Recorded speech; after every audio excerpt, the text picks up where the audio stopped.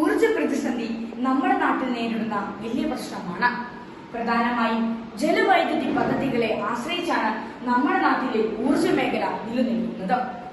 എന്നാൽ വേനൽക്കാലങ്ങളിൽ ആവശ്യമായ ജലവൈദ്യുതി പദ്ധതികളെ ആശ്രയിച്ച് ഊർജ ഉൽപാദനത്തിന് നമുക്ക് പര്യാപ്തമല്ലാതെ വരുന്നു. ഇതിനൊരു പരിഹാരം എന്ന നിലയിലാണ് ഞങ്ങൾ ഊർജ സംരക്ഷണത്തിലൂന്നിയ സുസ്ഥിര വികസനം എന്ന ആശയം മുന്നോട്ട് വയ്ക്കുന്നത്. ഓരോ പ്രദേശങ്ങളിലും ലഭ്യമായ സ്രോതസ്സുകളെ ഉപയോഗിച്ചുള്ള ഊർജ നിർമ്മാണം പഞ്ചായത്ത് തലങ്ങളിൽ ആരംഭിക്കണം. സാധ്യമായ എല്ലാ പ്രദേശങ്ങളിലും സോളാർ പാനലുകൾ സ്ഥാപിക്കണം. ഇതിനെ നമ്മൾ പ്രോത്സാഹിപ്പിക്കുകയും വേണം. വീടിന്റെ മേൽക്കൂരകൾ, തുറസായ പ്രദേശങ്ങൾ, പ്രകാശം നല്ല രീതിയിൽ വരുന്ന പ്രദേശങ്ങളിൽ സോളാർ പാനലുകൾ സ്ഥാപിക്കണം.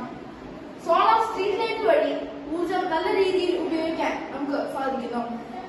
പഞ്ചായത്തുകളിലെ പ്രാദേശികമായ ജലവൈദ്യുത പദ്ധതികൾ സ്ഥാപിക്കുക വഴി നമുക്ക് കൂടുതൽ വൈദ്യുതി ഉൽപ്പാദിപ്പിക്കാൻ സാധിക്കും.